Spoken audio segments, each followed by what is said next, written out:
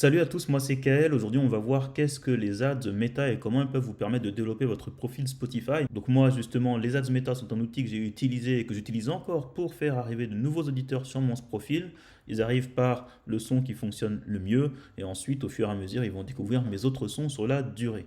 Dans cette vidéo, je vais expliquer qu'est-ce que sont les ads méta et je vais aussi expliquer du coup quelle peut être la rentabilité, on va dire, parce que c'est un outil qui est assez méconnu et les gens n'arrivent pas à voir comment ça peut aider au développement d'un catalogue. Donc d'abord, on va voir ce que c'est et ensuite, on va voir tout simplement qu'est-ce que ça peut apporter finalement sur un catalogue quand on les utilise sur la durée et surtout qu'on les maîtrise. Alors la première chose que je vais faire, c'est vous montrer très simplement à quoi ça ressemble une ad. C'est quoi une ad? En fait, une ad, c'est une publicité. Et donc, c'est ce qui va passer, vous, dans vos feeds, dans vos stories, par exemple, quand vous êtes en train de swiper, ou parfois dans vos reels, vous allez voir des reels sponsorisés, que ce soit Instagram ou même Facebook, c'est aussi possible, hein, puisque c'est effectivement sur les produits qui appartiennent à Meta. Le plus souvent, on fera plutôt sur Instagram, hein, tout de même, ça va dépendre des audiences. Moi, en l'occurrence ici, ce sont des screens que j'ai pris directement de mes publicités. Donc, comme on peut le voir, hein, j'ai du rap français qui m'est suggéré très largement parce que c'est ce que moi je vais écouter. Donc voilà à quoi ça ressemble tout simplement.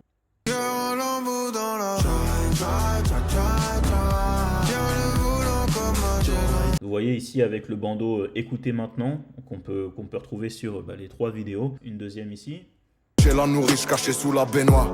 On peut pas te raconter les histoires. Troisième ici de notre Caris. Je vais rentrer dans la bergerie. J'ai mis ma cagoule. Si j'ai besoin d'un globe tout neuf, j'appelle ma conciergerie. Voilà, et donc ce qu'on peut voir en fait, c'est que c'est toujours le même format. Soit vous avez un playback, soit un extrait de clip, soit finalement ici la cover.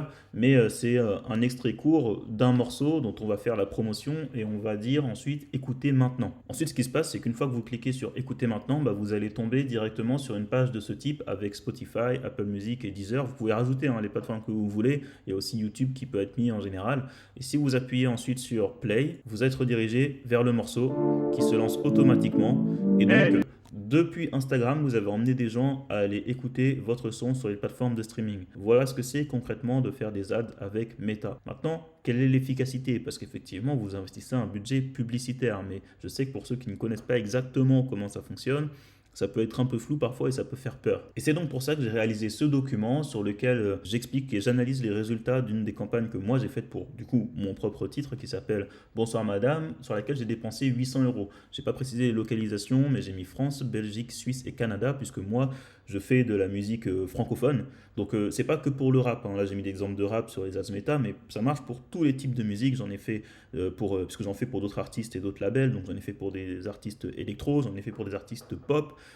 Effectivement, dans le mainstream, c'est très plébiscité parce que vous pouvez avoir de très bons résultats vu que les gens sont déjà habitués à aller écouter les sons sur Spotify. Mais voilà, ça marche pour tout. Toujours est-il que ici, gardez en tête que c'est quand même un morceau bien mainstream. Et c'est une campagne du coup qui est considérée comme bonne. Ça a vraiment plutôt bien marché. Je ne vais pas faire tout le détail ici parce que vous allez avoir dans la bio le lien vers cette étude de cas que vous pouvez télécharger tout simplement si vous le souhaitez. Mais ce qu'on peut voir globalement, c'est que les streams, ça augmente, plus 76% sur la période de la campagne, plus 144% pour les ajouts en playlist, 155% pour la hausse au niveau des enregistrements. Et donc en fait, grâce aux ads méta, vous allez construire une base solide sur le long terme d'auditeurs fidèles, puisqu'ils vont vraiment ajouter vos titres en playlist et en enregistrement. Donc ça, en plus, c'est des choses qui peuvent vous permettre de déclencher l'algorithme Spotify et de choper pas mal de streams algorithmiques sur la durée.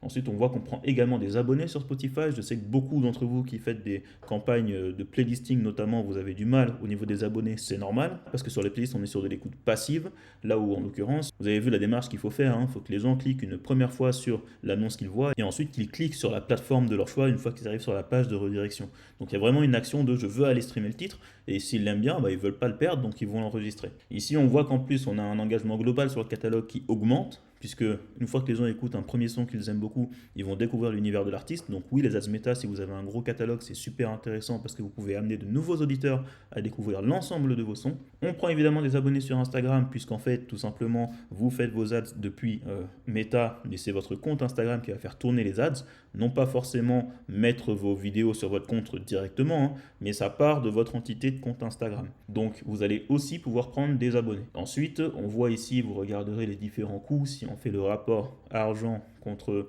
bénéfice, on va dire, sur les différents types de métriques que l'on peut suivre. Un ratio très solide, notamment sur les streams et les signaux algorithmiques.